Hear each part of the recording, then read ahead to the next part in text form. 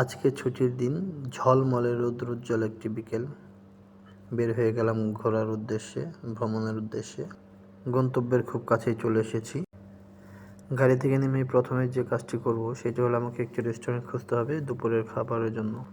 প্রথমেই চোখে পড়েছিল খাওয়াজা রেস্টুরেন্ট, কিন্তু আমি চাচ্ছিলাম যে অন্য কোনো রেস্টুরেন্ট খুঁজে পাওয়া যায় কিনা, কিন্তু কোনো রেস্টুরেন্ট খুঁজে না পাওয়ায় আমি ফিরে চলে আসলাম সেই খাওয়াজা রেস্টুরেন্টে।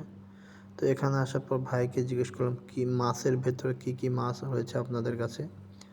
তো ভাই যেটা বলল, তাদের নাকি মাগুর মাছ দিয়ে শিম রান্না করা আছে স্পেশাল।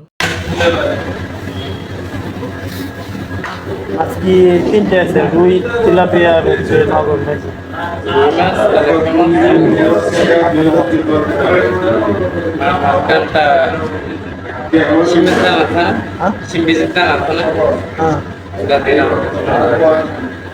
দেন এটা দিলে তো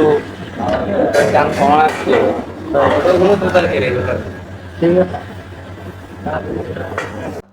তো ওয়েটার ভাই বলতেছিল যে আজকের স্পেশাল হচ্ছে সিমের দানা দিয়ে মাগুর মাছ। তো আমি বললাম ঠিক আছে, তাহলে সেটাই নিয়ে আসুন। আর এই হচ্ছে পরিবেশটা, প্রচুর মানুষ। আপনাদেরকে যদি আমি অরিজিনাল শব্দটা শোনাই, এই পরিমাণ শব্দ হয় ভেতরে। তো যাই হোক, আমার খাবার চলে এসেছে সাদা ভাত, সেই সাথে ডাল দিয়ে শাক। এর কিছুক্ষণ পরেই চলে এসেছে আমার ফুল ডিশ। এই হচ্ছে ডাল, এই হচ্ছে সালাদ, আর এই হচ্ছে সেই মেন ডিশ যেটা হচ্ছে মাগুর মাছ সিমের দানা দিয়ে আজকের স্পেশাল। তো প্রথমে আমি শাক দিয়ে ডাল সেটা ট্রাই করব। সেটা আমার কাছে মোটামুটি ভালোই লেগেছে, বলা চলে 8/10। তো এরপরে আমি সেই মেন ডিশ যেটা আজকের স্পেশাল সেটা ট্রাই করব। সেটাও আমার কাছে বলা চলে ভালোই লেগেছে, তবে আমার কাছে যেটা মনে হয়েছে সেটা হচ্ছে যে এটা আজকের রান্না ছিল না, এটা ছিল কালকের রান্না। তো ওভারঅল রেটিং হচ্ছে আমার কাছে 7/10। তো আমি রিকমেন্ড করবো আপনারা আসতে পারেন, সব কিছু মিলিয়ে ভালোই ছিল, আর ভালো না হলে এত মানুষ হওয়ার কথাও না। তো এরপর আমি একটা চা হাতে নিয়ে বেরিয়ে পড়লাম, কিন্তু চাটা খুবই বাজে ছিল, কারণ আমি তাদের কাছে অর্ডার করেছিলাম রং চা, কিন্তু এটা দেখে বোঝার কোনো উপায় ছিল না যে এটা রং চা ছিল নাকি দুধ চা। তো যাই হোক, খানা আপনারা খেতেই পারেন, তবে ভুল করেও আপনারা চায়ের অর্ডার দেবেন না। যাই হোক, এই চায়ের রং আর বাইরের গরম আমাকে ঘামিয়ে তুলতেছিল। বাকিটা আপনারা দেখতেই পাচ্ছেন কী পরিমাণ ঘাম আমি ঘামতেছিলাম এখানে, এতটাই গরম ছিল বাহিরে। কী পরিমাণ ঘামতেছিলাম তা যদি আপনারা খেয়াল করেন।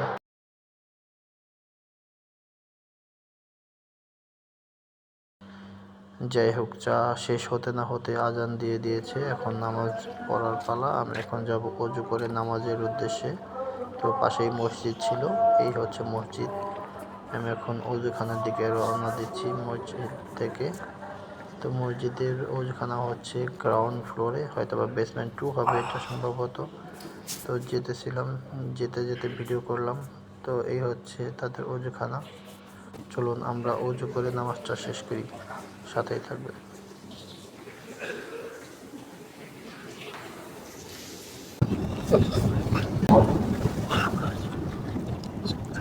الله لمن حمده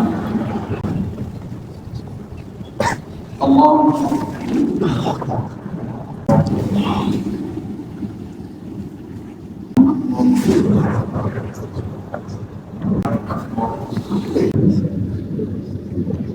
তো আলহামদুলিল্লাহ, নামাজ শেষ করে আমি চলে এসেছি সিটি সেন্টারে। এই হচ্ছে সিটি সেন্টারের নতুন প্রজেক্ট, হয়তোবা নতুন কোনো লোকেশনে তারা নতুনভাবে নতুন কোনো শপিং মল খুলতে যাচ্ছে, তারই একটা প্রদর্শনী এখানে ছিল। আমি এটা ভিডিও ক্যাপচার করলাম। আর এই হচ্ছে বাচ্চাদের এই কিছু পাপেট রাখা আছে এখানে দেখা যাচ্ছে। তো হালা সামার চলছে এখানে, তো তারই প্রদর্শনী। তো অনেক লোকের সমাগম, আর সব কিছু প্রাইস এখানে হাই দেখাচ্ছে। আমি কয়েকটা স্টলে গিয়েছিলাম, দেখে আমার কাছে মনে হয়েছে যে প্রাইস অনেক হাই, নর্মালি বাইরের দোকানগুলোর চাইতে। তো আমাকে ভিডিও করতে দেখে এই ফিলিপিনা আপুটি সুন্দর একটি পোজ দিয়ে দিলেন আমার ভিডিওতে, এরপর সে বিদায় নিল। এরপর আমি ভাবলাম যে সিটি সেন্টারে এসেছি, কিছু খানা না খেলে কি হয়, আবার কিছুক্ষণ আগে পূর্বে আমি খানাও খেয়েছি। তো ভাবলাম হালকা কিছু হলে খারাপ হয় না। তো কী করা যায় ভাবলাম কেএফসি থেকে ফ্রাই চিকেন কিনি। কিন্তু আবার ভাবলাম যে না, কেএফসিতে অনেক খেয়েছি, আজকে না হয় টেক্সাসে খাই। তো যে ভাবা সেই কাজ, টেক্সাস থেকে আমি কিছু খাবার কিনে নিলাম, চিকেন ফ্রাই, এবং পাশের একটি স্টল থেকে ফ্রেশ জুস এবং কোল্ড টি কিনে নিয়েছি। এখন আমি যে কোনো একটি পার্কে গিয়ে খাবারগুলো খাবো। তো তো খাবার কেনা শেষে যখনই আমি ফিরতেছিলাম তখনই সেই আপুটির সাথে আবার দেখা। তো আপুটি জিজ্ঞেস করতেছিল যে আমি ব্লগ করি কিনা। আমি বললাম যে হ্যাঁ, ব্লগ করি। তো আপুটি জিজ্ঞেস করলো কোন চ্যানেলে আমি আপলোড করি, ফেসবুকে নাকি ইউটিউবে। আমি বললাম যে ইউটিউবে। এরপর আপুটি সাবস্ক্রাইব করলো এবং আমার কন্ট্যাক্ট নাম্বার চেয়েছিল। আমি তাকে কন্ট্যাক্ট নাম্বার দেইনি, কারণ আমি চাচ্ছিলাম না যে সে আমার কন্ট্যাক্ট নাম্বার নিক। তো এরপর আমি খাবার কেনার পরেই পাশেই দেখলাম যে বাচ্চাদের খেলনার এক জায়গা। তো বাচ্চারা খেলতেছিল, সেটাও ক্যাপচার করলাম। আর এই হচ্ছে আমার টেক্সাস থেকে কেনা খাবার এবং জুস।